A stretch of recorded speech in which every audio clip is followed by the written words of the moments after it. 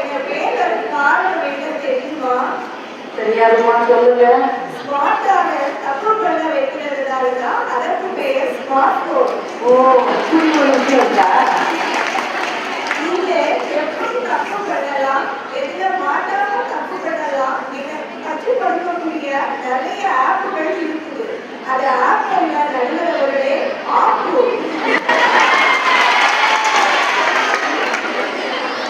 நான் உங்களுக்கு மெசேஜ் அனுப்பிவிட்டால் அனுப்பிவிட்டு நம்ம டெலிட் பண்ணிட்டோம் அப்படின்னு சொன்னா அது யாருக்கும் தெரியாது என்று நாம் நினைத்துக் கொள்கிறோம். ஆனால் அது அப்படி அல்ல. ஹிஸ்டரி புக்கிங் கவர் என்று ஒன்று இருக்குது. அதுல போய் நாம் அனுப்பும் எல்லா மெசேஜும் சேவ் ஆகி இருக்கும். ஏறக்குறைய 2 லட்சம் பேர் அதை பார்த்த பிறகுதான் நாம் யாருக்கு மெசேஜ் அனுப்புகிறோமோ அவர்களுக்கே போய் சென்று விடுகிறது. இதெல்லாம் நம் மாணவ செல்வதற்கு தெரியவில்லை. கருத்து கணிப்பின்படி இணையதளத்தை பயன்படுத்தும் மாணவர்களில் 62% பேர் தங்கள் சொந்த அனுபவங்களை பகிர்கிறார்கள். அதில் 58% பேர் தங்களுடைய சொந்த முகவரியை பகிர்கிறார்கள். இது இணையதள குற்றவாளி சைபர் குற்றவாளிகளுக்கு குற்றங்கள் புரிவதற்கு வெகுவாக வழிவகை செய்து வருகிறது. ஓடிபி, அதாவது பார்த்தீங்கன்னு சொன்னா வீட்டிற்கு தன்னை வந்தவுடன் மொபைல் எடுத்து 7ஆம் வகுப்பு படிக்கும் மாணவர் ஒருவர் ஆன்லைனில் அமேசான்ல ஷாப்பிங் பண்றது, சொமேட்டோ போன்ற இதெல்லாம் உணவு பொருட்களை ஆர்டர் கொடுத்துவிட்டு பணத்தை திருடி எடுக்கிறாங்க. ஆனா இதுக்கு அன்னைக்கு தெரியவே இல்லை.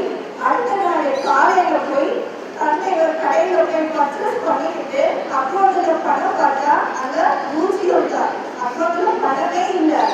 அப்ப என்னுடைய பணம் எங்கதான் போச்சு அப்படின்னு சொல்லி பேங்க்ல போய் செக் பண்ண போனா தெரியுது தன்னுடைய பணம் எல்லாம் அமேசானுக்கும் ஸ்விக்கி மோட்டோவுக்கு எல்லாம் தான் போயிருக்குங்கிறது தெரிகிறது.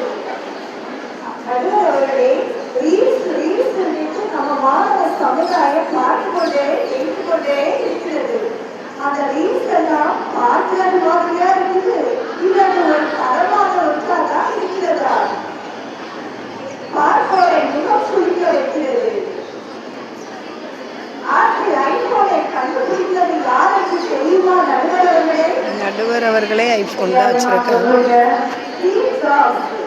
அவர் தனது 4 பிள்ளைகள், அவருக்கு 4 பிள்ளைகள். அந்த பிள்ளைகள் 14 வயது ஆகும் வரை அவருக்கு போன கொடுக்கிறதே கிடையாது. போன கண்டுபிடிக்கவே தனது பிள்ளைகளுக்கு போன் பயன்படுத்த அனுமதிக்கிறார். ஏனென்றால் அவருக்கு தெரிகிறது போனானது மூளையின் செயல்பாட்டை குறைக்கிறது. போன் நம்மை அடிமைப்படுத்திக் கொள்ளும். ஆனா நம்ம பிள்ளைங்க அத என்ன பண்றாங்க? அதிக நேரம் மொபைல் பார்த்து கொண்டு தலைவலி, முதுகு வலி, கண் பார்வை, எரிச்சல், மன அழுத்தம் போன்ற நோய்களுக்கெல்லாம் பார்க்கப்படுகிறார்கள். மாணவர்களின் மனதில் எதிர்கால விளைவை ஏற்படுத்தும் சமூக வலைத்தளங்களில் தரவரிசையில் முக்கிய இடம் வகிப்பது இன்ஸ்டாகிராம். காலம் பொன் போன்றது. இத்தகைய விலைமதிக்க முடியாத நேரங்களை சமூக வலைத்தளங்களில் கணக்கீடு செலவிட்டு நம் மாணவ சமுதாயம் மைதான விளையாட்டுகளை மறந்து ஆன்லைன் போன்ற விளையாட்டுகளில் செலவழித்து தங்களின் வாழ்க்கை இழக்கவே எத்தனையோ பேர். உலகத்தில் செய்த எந்திரம், உலகத்தில் செய்கிறது தந்திரம். உணவுகளுக்கு உருவம் தந்துவிட்டு